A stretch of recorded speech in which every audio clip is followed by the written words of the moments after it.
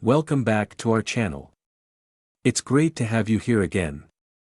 In today's video, we will be diving deep into the details of a tragic aviation incident, the crash of Transair Flight 810.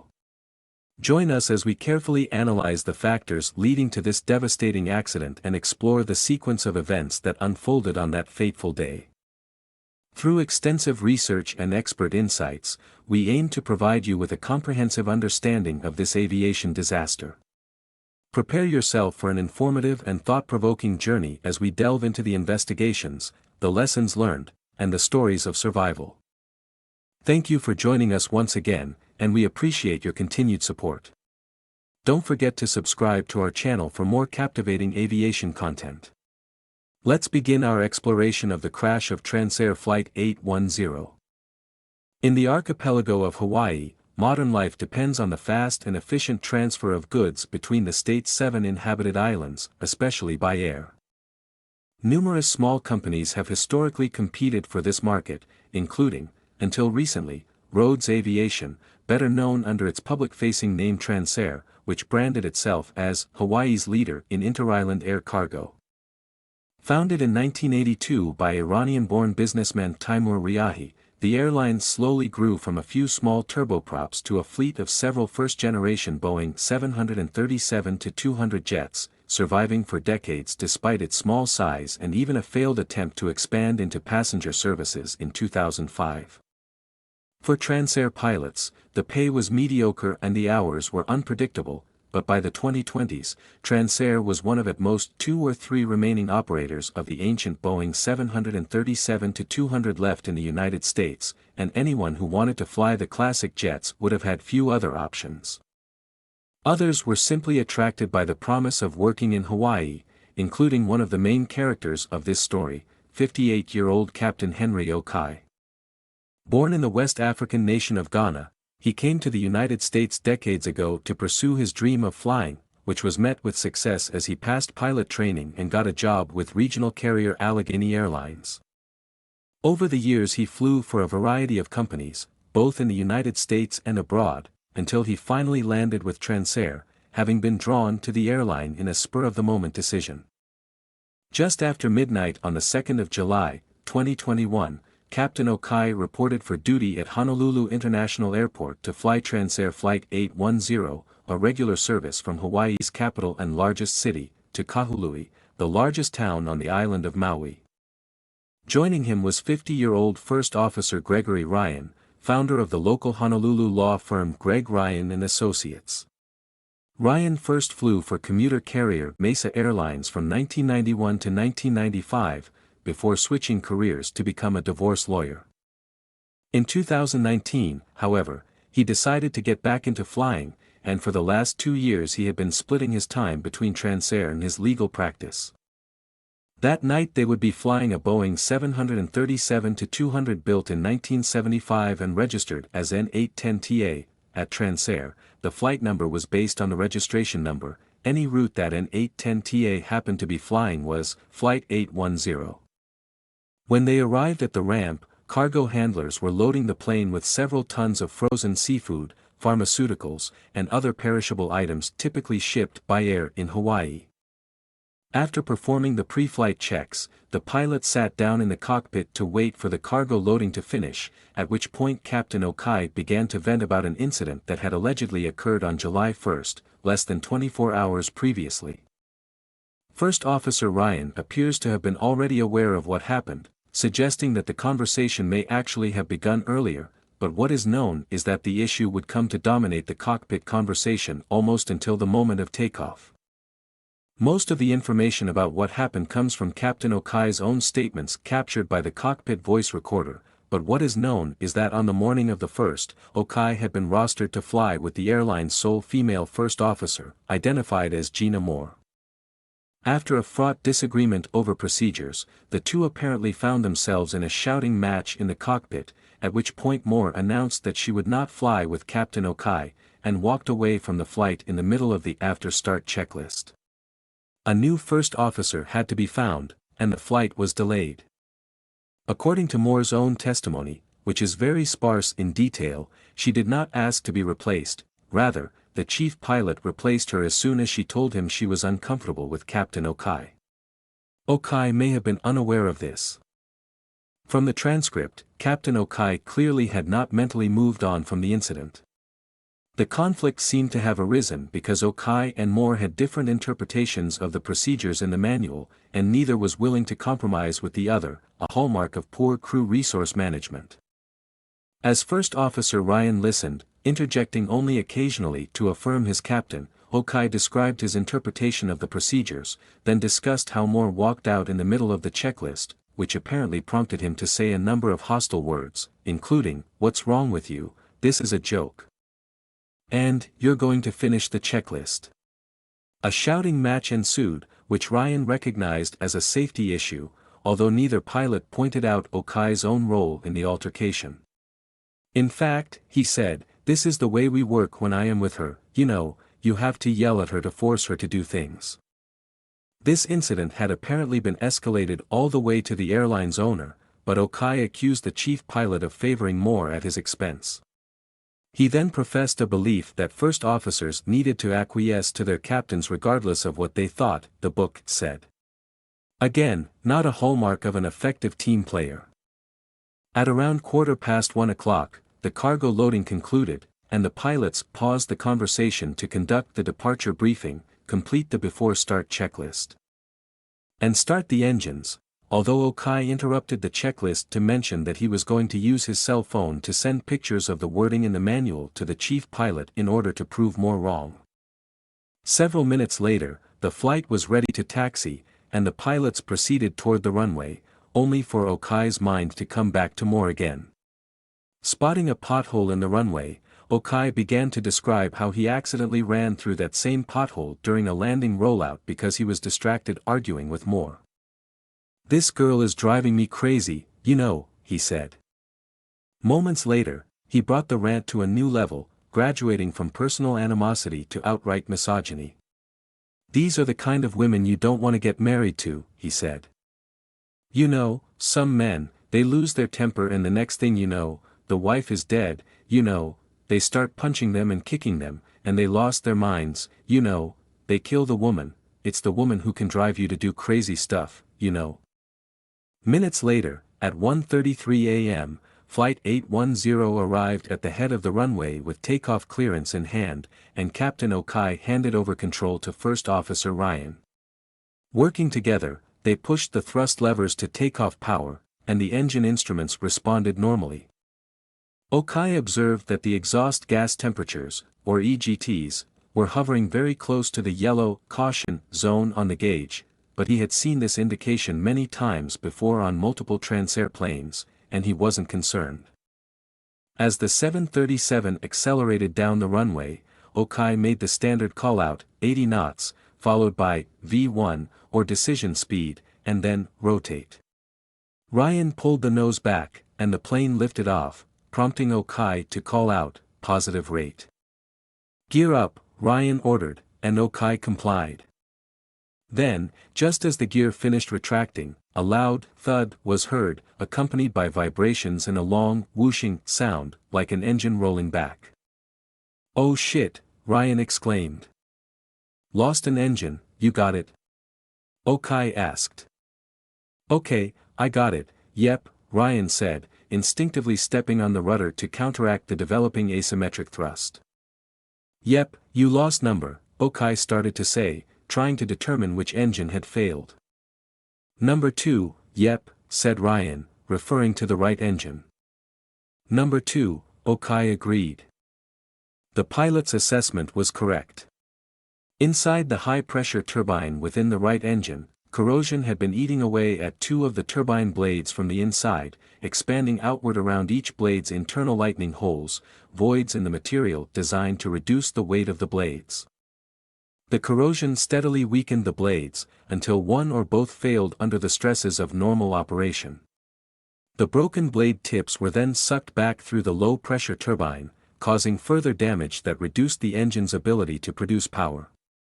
In fact, within seconds of the failure, the engine pressure ratio, or EPR, for the right engine, a proxy for its power output, decreased from 1.97, which is approximately takeoff power, to 1.43, which is closer to cruise.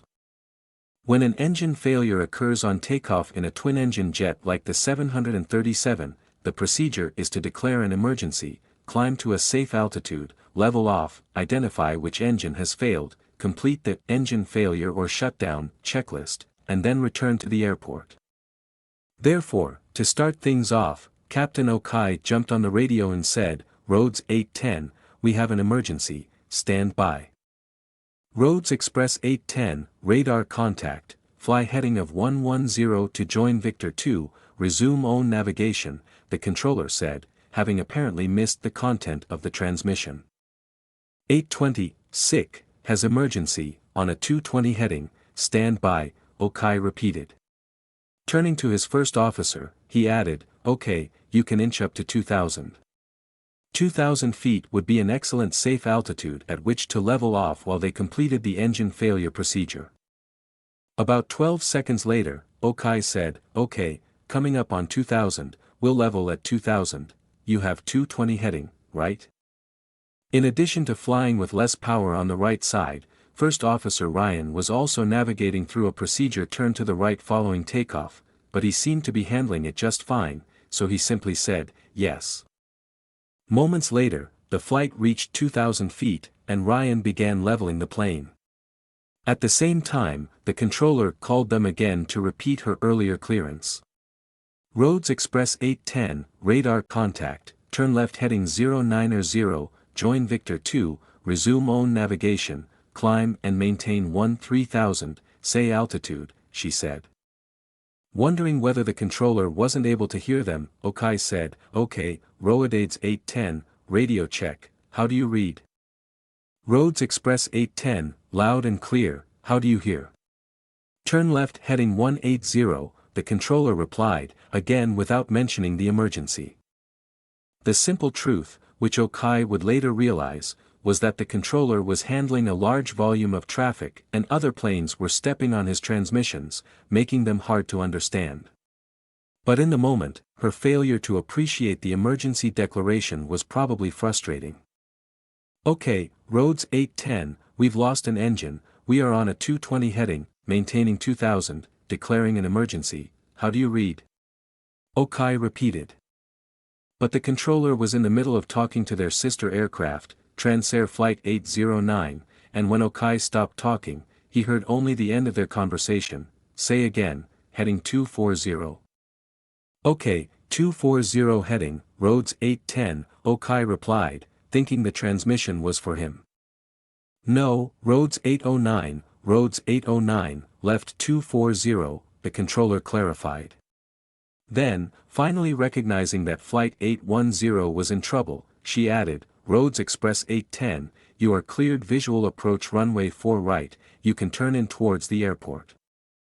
"Okay, Roads 810, we're gonna have to run a checklist, if we can get a delay vector and we'll let you know when we're ready to come into the airport," Okai replied. "Just keep me advised and maintain 2,000 if that's the altitude you'd like," said the controller. "Okay, 2,000 is good for now," said Okai. "We'll stay around 15 miles from the airport and maintaining 2,000, Roads 810. By the time the conversation concluded, 1 minute and 40 seconds had passed with little to no discussion between the pilots.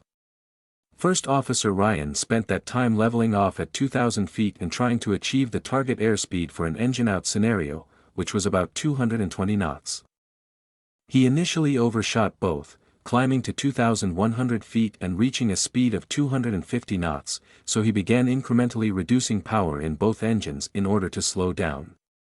Returning his attention to the cockpit, Captain Okai now said, "Okay, let's 240 heading." He appeared not to have understood that this heading was not for him. He then added a question, "You want me to take over, or you got it?" "No, I'm okay, thank you," said Ryan. In an emergency, it's normal for the first officer to fly while the captain develops a strategy and completes the abnormal checklists. This was not an official rule nor was it set in stone, but Okai's offer contradicted it nonetheless. At that moment, the controller called again. "Roads Express 810, when you get a chance, can I get the nature of the emergency? I know you said an engine out, which one? How many souls on board, and fuel? Okay, all that is good, we'll give you all that in a little bit, Rhodes 810, Okai replied. Turning back to First Officer Ryan, he said, okay, so we'll plan for two. Say 220 speed, eh? K, said Ryan. By now, both thrust levers had been rolled all the way back to flight idle, the lowest flight setting, and the left and right EPRs had dropped to 1.05 and 1.09 respectively, indicating very little forward thrust. Their speed was dropping nicely toward 220 knots, which was what they wanted. Now, about 45 seconds after his first offer to take control, Okai said, let me take over briefly, and you. Okay, First Officer Ryan agreed. He would later state that he perceived Okai's statement as an order, so he agreed to hand over control, even though he was having no issues flying the plane. In fact, with both engines at idle, the asymmetric thrust had disappeared, and it was trivial to keep the plane straight and level. You set your things up, I have control, said Captain Okai. Okay, you have control, Ryan acknowledged. Now that he was flying the plane, Okai immediately noticed that not all was as it should be. Their speed had dropped to the target of 220 knots, but they were losing altitude, having fallen from 2,100 down to 1,700 feet. Okai tried pitching up to regain their planned altitude, but as a result their speed dropped even more, to 196 knots, and the plane barely climbed.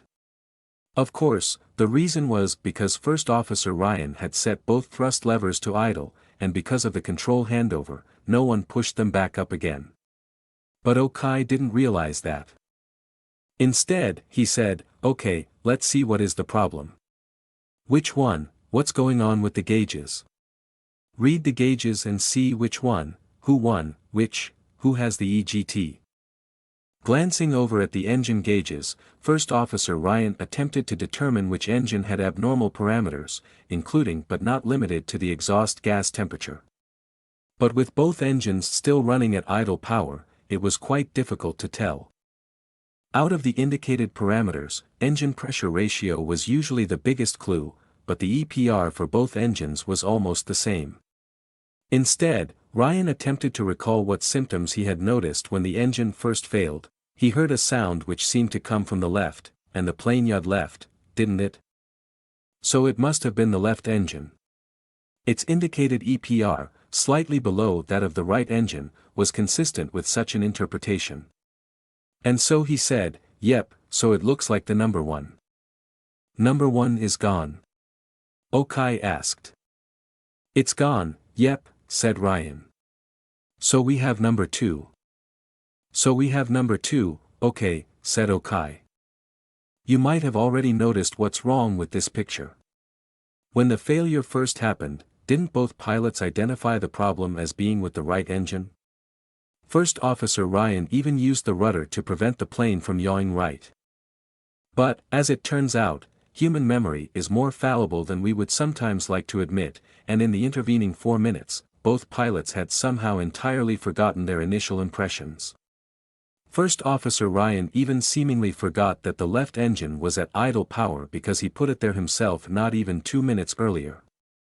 If at that moment some outside observer had asked Ryan why he thought the number one engine was faulty, he might not even have been able to give a straight answer, and yet in the moment he expressed his determination with unquestioned conviction, and Captain Okai, believing Ryan to be a competent and trustworthy pilot, accepted his conclusion unconditionally. Having concluded that the left engine was at fault, Okai advanced the right thrust lever in order to stabilize their flight path, then moved to their next priority, completing the engine failure checklist.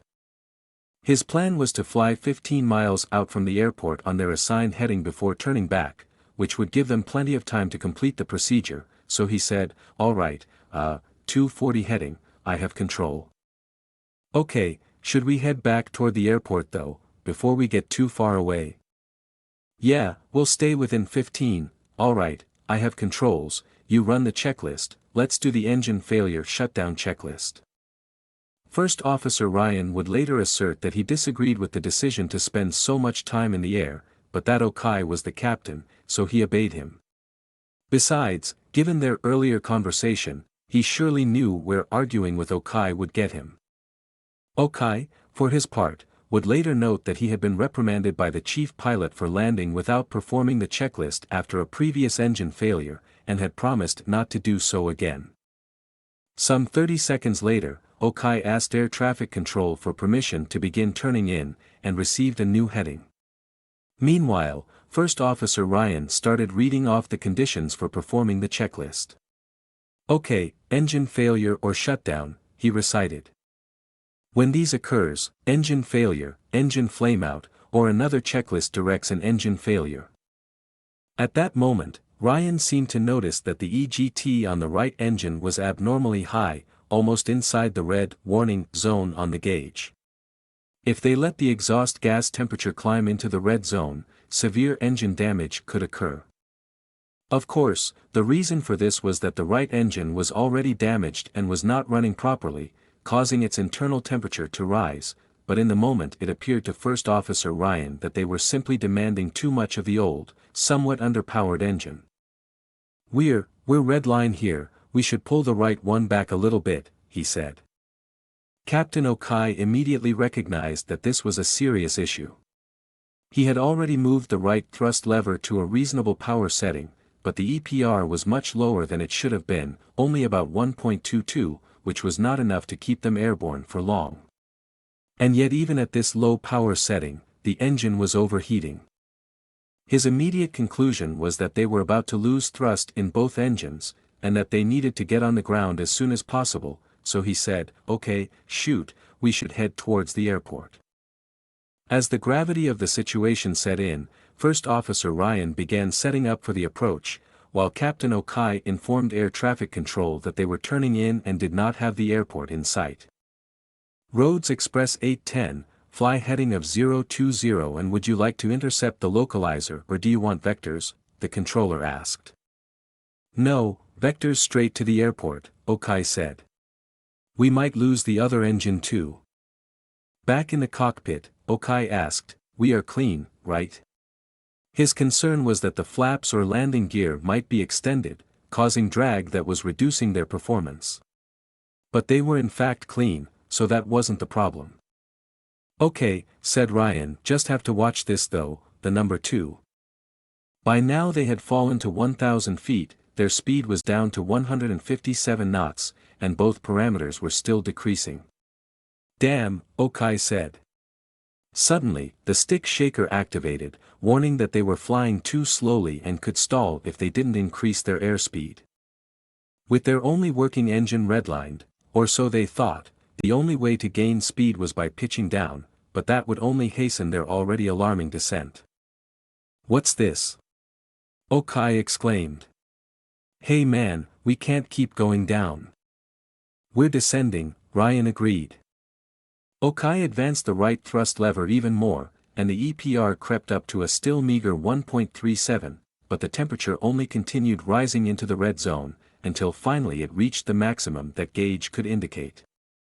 Okay, see if you can see the airport now, Okai said, growing worried. We're descending, we have to climb, said Ryan. Double check the airplane is cleaned up, said Okai. Yeah, flaps are up, speed brakes, Ryan replied. How is the EGT? Okai asked. It's max, it's beyond max, said Ryan. Okay, we're barely holding altitude, Okai said. Okay, see what you can do in the checklist, finish as much as possible. This says, airframe vibrations, abnormal engines exist, Ryan said, speed reading the checklist introductions. It says do the engine shutdown only when flight conditions, we have to fly the airplane though. The full phrase was, when flight conditions allow, and in Ryan's view, that meant when their altitude and speed were stable, which they were not. And that meant flying the airplane had to come before finishing the checklist. Okay, said Okai. Damn. We're losing altitude, Ryan repeated. Yeah. 15 miles out, Okai said. They were on their way back to the airport now, but they were so low that it was difficult to make out the airport lights on the horizon, and they were still dropping. Unless they managed to find some more thrust, they weren't going to make it. Of course, if someone had simply advanced the left thrust lever, all their problems would have been solved, but nobody even thought to try, so down they went. Desperate now to avoid losing altitude, First Officer Ryan thought it was time to start deploying the flaps, knowing that while they would allow them to fly at a lower speed, they would also increase drag. "Do we go flaps, flaps 1, he asked. No, not yet, said Okai. We're very slow though, said Ryan. If they didn't deploy the flaps, Okai would have to keep pitching down to avoid stalling. Shoot, okay, flaps 1, Okai agreed. 500, an automated voice called out, reciting their height above the water. It was followed by a call-out from the Enhanced Ground Proximity Warning System, or EGPWS, too low, gear. Keying his mic, Captain Okai said to Air Traffic Control, okay, roads 810, situation, we've lost number 1 engine and we're coming straight to the airport, we're gonna need the fire department, there's a chance we're gonna lose the other engine too, it's running very hot. And speed is we're pretty low on the speed and it doesn't look good out here, you might want to let the Coast Guard know as well. This request would probably end up being the best decision Captain Okai made during the entire emergency. Too low, gear, the EGPWS repeated. Just fly the airplane please, said Ryan. Too low, terrain, said the EGPWS. Too low, gear. Terrain. Do you have the airport? Okai desperately asked. Pull up, the EGPWS blared. Pull up, we're low. Ryan repeated. Pull up. Roads Express 810, do you have the airport in sight? The controller asked. Negative. Ryan replied. And Roads Express 810, low altitude alert, are you able to climb at all? No, negative, Ryan again replied. Roads Express 810, roger, proceed direct to the airport and you are cleared to land any runway, the controller said, followed by a heading. But they were running out of time. As Flight 810 dropped the last few hundred feet toward the ocean, the EGPWS continued to blare, too low, terrain. 300. Too low, gear. Roads Express 810, the trucks are rolling, said the controller. Jumping on the radio again, Okai replied, roger, you wanna let the Coast Guard know as well. Say that again. Can you let the Coast Guard know, we cannot maintain altitude, Okai repeated. We will, said the controller. At that moment, the EPR on the right engine increased to over 1.4, and for a brief moment the plane seemed to level off, before entering an extremely shallow climb. Hold that please, it's climbing, hold that, First Officer Ryan exclaimed. Pull back, we've got to climb. Pull back to the stick shaker. Shoot, the 300 feet, Captain Okai started to say. It's okay, we're climbing, Ryan began, but at that moment the right engine started losing power again, and they began descending once more, having gained only 50 feet. Oh, we're not climbing, damn, Ryan concluded. How's the EGT? Okai asked again. Hot, way over, said Ryan. Too low, terrain, said the EGPWS. Too low, gear. Too low, gear. Too low, gear. Roads Express 810, the Coast Guard is on the way, said the controller. Too low, gear. Too low, terrain. Pull back please, said Ryan. Roads Express 810, if you can get to runway 8 right or Kalailoa, do you want Kalailoa? The controller asked, referring to a military airfield off their left side. It was closer than Honolulu International, but probably still too far away. "We'd like the closest airport runway please," Ryan replied. "Anything we can land on," Okai interjected. "Kalailoa Airport is 3 miles north of you, off your 9 to 10 o'clock, said the controller. "Wanna go there?" Ryan asked. The stick shaker stall warning activated for 2 seconds, prompting Okai to pitch down again. "Can you get that, Roads Express 810, it's to your left about 3 miles northwest of you," the controller said. "Too low, gear. Too low, gear." "Okay, give me a heading," Captain Okai transmitted. "Too low, gear. Too low, gear," the EGPWS blared, followed again by the stick shaker. "Roads Express 810, the airport is about a 310 heading from you," said the controller. But it was too late even for this last-ditch effort. As Captain Okai turned left toward the airbase, the pace of the EGPWS alerts became even more frenetic. Terrain. Terrain. Pull up. Pull up. 310, thank you, Okai said to the controller. It would be the last transmission from Flight 810. "Pull up," the EGPWS screamed. "Pull up. Pull up. Pull up. Pull up. You have control and you have control," Okai exclaimed. It's unclear what he meant, since he retained control of the plane and neither pilot would be able to recall the statement later. "Pull up." "Okay," said Ryan. "Shoot, this is the water, we in the water," Okai said, spotting the shining black waters of Mamala Bay rising beneath them. "Pull up." The stick shaker rattled briefly again. "Pull up. Pull up. Pull up. Too low, terrain." "Oh man, we're in the water, we can't," Okai said, on the verge of hyperventilation. The stick shaker started rattling continuously now, punctuated by more EGPWS alerts. "Terrain. Terrain. Pull up. Damn!" Okai shouted. The EGPWS mustered one last pull up, and then, with a tremendous shudder, the plane hit the water. The impact was hard, and over quickly. Within seconds, the plane ground to a halt, but its fuselage had cracked in two just ahead of the wings, and water was pouring in. By the time Captain Okai managed to undo his seatbelt, the water outside the plane was halfway up his window, and it came rushing into the cockpit when he slid it open.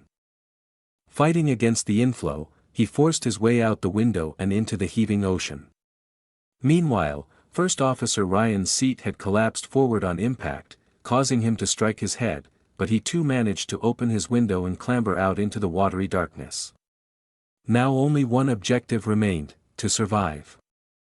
In search of something to hang on to, Captain Okai swam toward the tail section, but no cargo or panels had come loose, so he simply grabbed the automatic direction finder antenna on the vertical stabilizer and hauled himself onto the top of the sinking empennage, where he clung to the tail as waves crashed over him. At the same time, First Officer Ryan held onto the nose section, but as it began to slip beneath the surface, he spotted a loose cargo pallet and climbed aboard, using it as a makeshift raft. He called his captain's name, and Okai called his name in return, but Okai was in trouble, as waves repeatedly knocked him off his perch, forcing him to swim back again. Suddenly, the roar of a helicopter overcame the rumble of the waves, and floodlights illuminated the desperate scene. The Coast Guard had arrived. At that moment, a wave again swept Captain Okai into the water, but this time he became disoriented. He could no longer find the tail, which was rapidly sinking. Floundering in the heaving sea, he began inhaling water and jet fuel. Realizing that his captain's life was in danger, First Officer Ryan pointed the helicopter toward the tail section, and the rescuers got the message.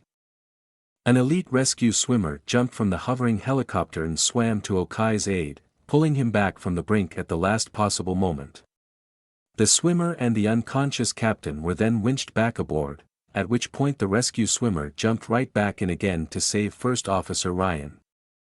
With Captain Okai in apparently critical condition, the helicopter departed without them, but the Coast Guard had a plan B, a rescue boat, which was just now arriving at the scene.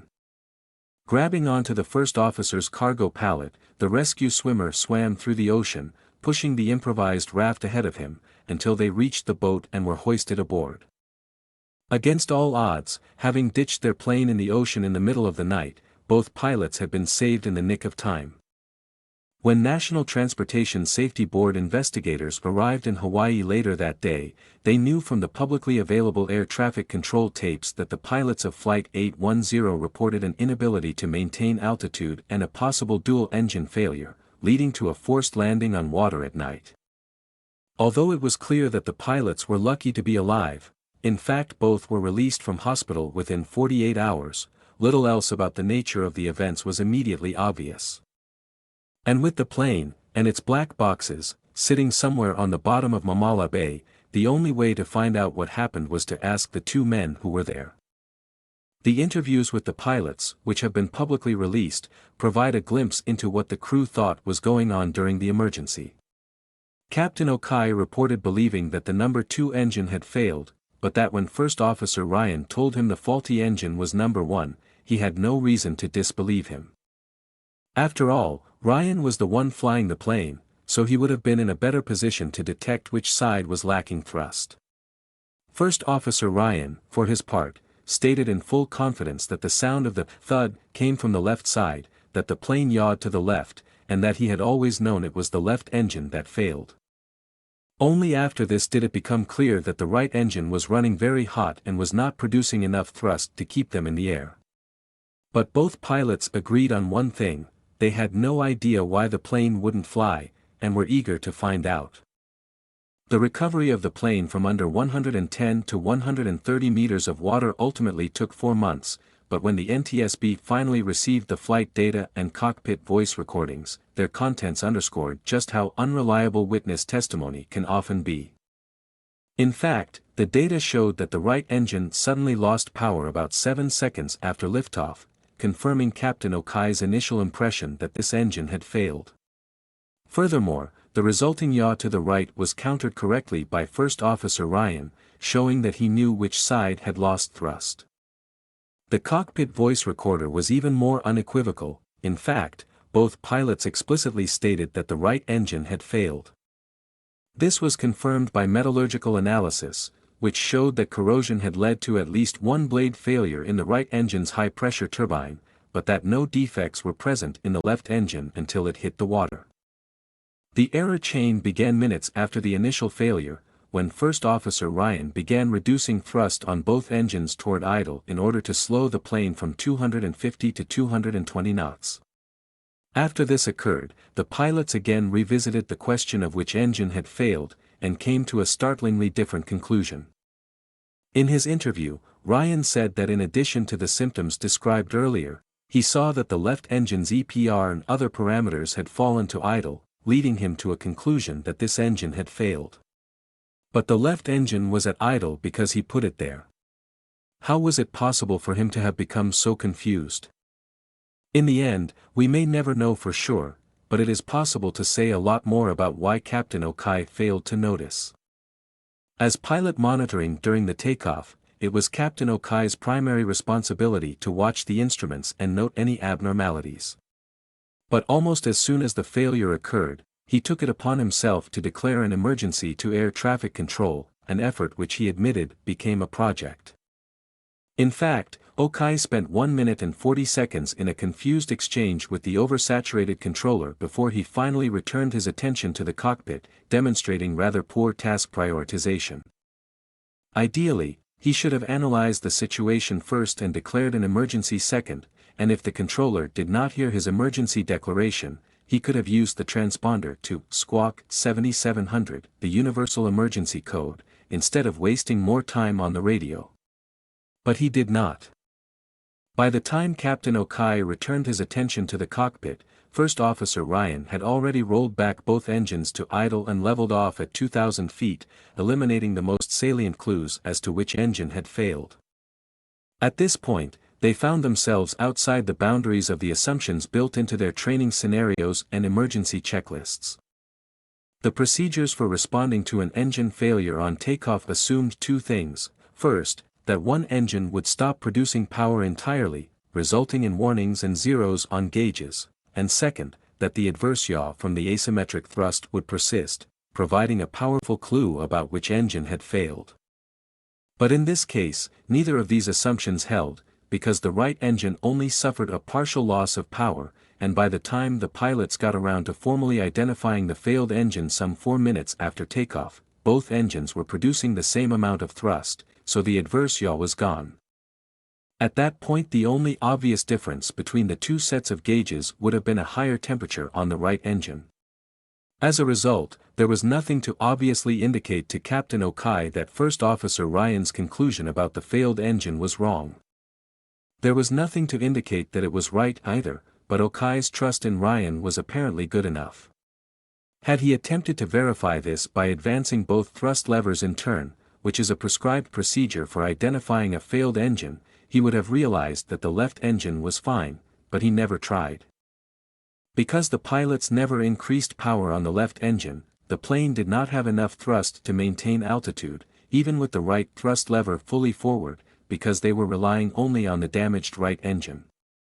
At any point, the pilots could have averted the accident by simply moving the left thrust lever forward, which would be a sensible thing to do when one is about to hit the water, even if one believes that that engine has failed. After all, the worst that can happen is it doesn't work, and in the best-case scenario, it could save lives. But when the NTSB conducted follow-up interviews in March 2022 to clarify why, among other points, the pilots did not move the left thrust lever, both replied that it simply never occurred to them. By the time it had become clear that they could not maintain altitude, both pilots were suffering from tunnel vision, and were singularly focused on flying the airplane to the end, rather than thinking outside the box for solutions. And with their focus so consumed by the task of flying, no one even looked at the thrust levers, let alone considered moving them. Had the pilots completed the engine failure and shutdown checklist, which required moving the affected thrust lever to idle before cutting fuel, the pilots might have noticed that the left thrust lever had been at idle the whole time, and might have tried advancing it. But in the event, they never actually started the checklist, because by the time they got around to it, their flight path was no longer stable, and First Officer Ryan had decided that flying the plane was a higher priority. Captain Okai, for his part, told the NTSB that he thought the checklist would be useless once the second engine started to fail, so he didn't order Ryan to finish it. In the end, the fact that the pilots rolled back the wrong engine was attributed to poor communication and insufficient procedural discipline. The Flight Operations Manual included the following prescient warning: any time an engine shutdown is required in flight, good crew coordination is essential. Airplane incidents have turned into airplane accidents as a result of the flight crew shutting down the incorrect engine. When the flight path is under complete control, the crew should proceed with a deliberate, systematic process that identifies the correct engine and ensures that the operating engine is not shut down. In the event, the flight path was stable at 2,000 feet for several minutes, but no deliberate or systematic attempt to identify the correct engine was ever carried out. Ultimately, this was the pilot's biggest and most unfortunate mistake. The NTSB also criticized Captain Okai for demonstrating poor task prioritization, poor crew resource management, and poor leadership. However, investigators also wrote that many of his mistakes could have been influenced by stress, which is known to have effects similar to fatigue, including inhibited decision-making and reduced ability to conduct critical thinking. Although the NTSB pointed to the nature of the emergency itself as the possible source of his stress, it's also worth noting that the cockpit voice recorder transcript supports a hypothesis that Captain Okai was already stressed before the flight even took off. He had been in a shouting match with another pilot less than 24 hours earlier and may have felt hurt or insulted by her refusal to fly with him.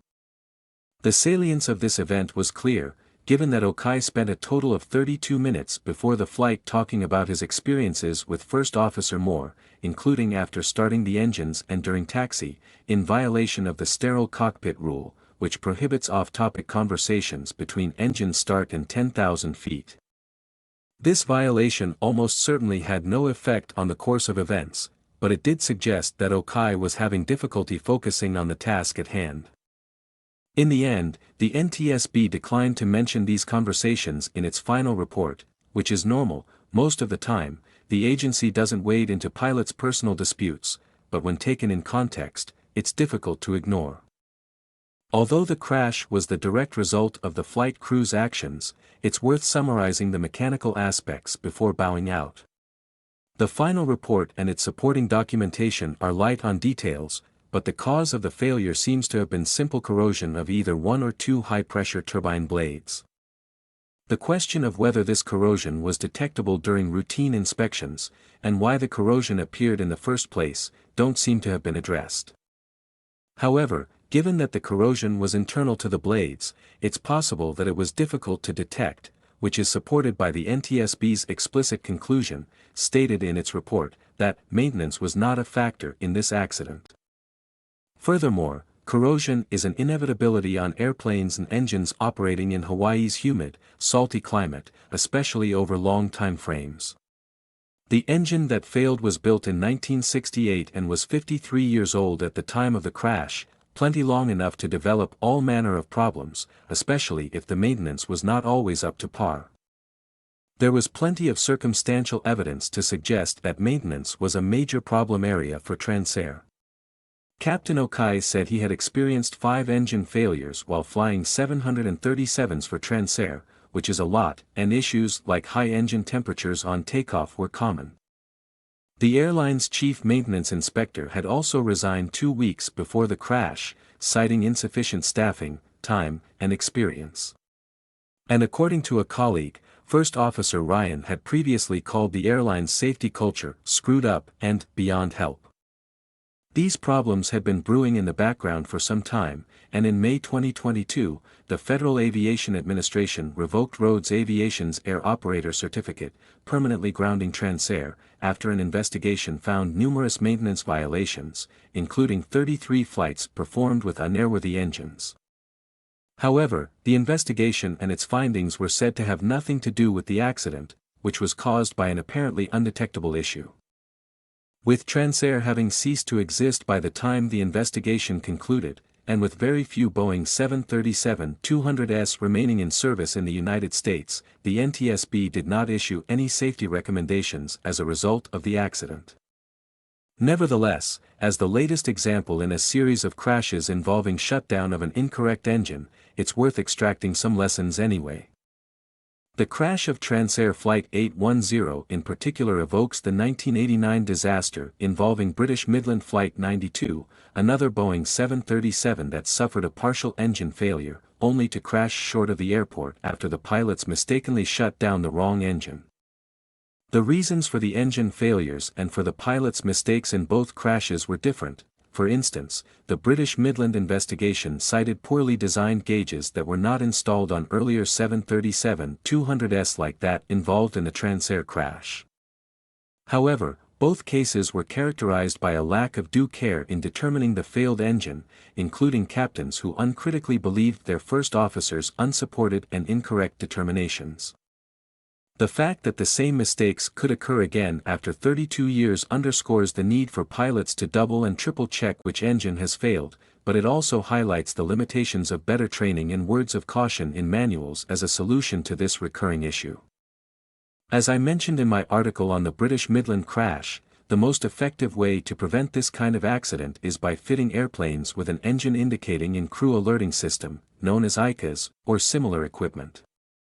These systems automatically monitor engine performance and, should an engine fail, will produce a message informing the pilots which engine is the cause of the problem, dramatically reducing the probability of an incorrect identification.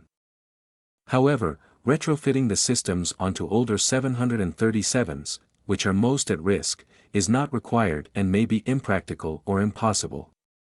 For that reason, as long as first and second generation 737s continue to fly, a safety risk still exists, and now that the findings of the Transair investigation have been released, that fact bears repeating, as long as pilots rely on context clues to determine which engine has failed, the opportunity for this type of error will remain. Let us merely be thankful that this latest warning did not come to us at the cost of lives, and let us not squander it. As we conclude this video, we would like to extend our heartfelt appreciation to all of our viewers. We are truly grateful for your continued support and for joining us on this journey of exploring aviation disasters. Your engagement, feedback, and presence mean the world to us, and we are committed to bringing you more insightful content in the future. We also want to express our deepest sympathies to the victims and their families affected by the crash of Transair Flight 810. Our thoughts and prayers go out to them during this difficult time. It is our hope that by shedding light on these tragic events, we can contribute to a greater understanding of aviation safety and work towards preventing such incidents in the future. If you found this video informative and thought-provoking, we encourage you to like, comment, and share it with others who might benefit from the knowledge shared here. Your support helps us reach a wider audience and spread awareness about aviation safety. Once again, thank you for being a part of our channel and for your unwavering support. We look forward to bringing you more captivating content in the future. Stay tuned and stay safe.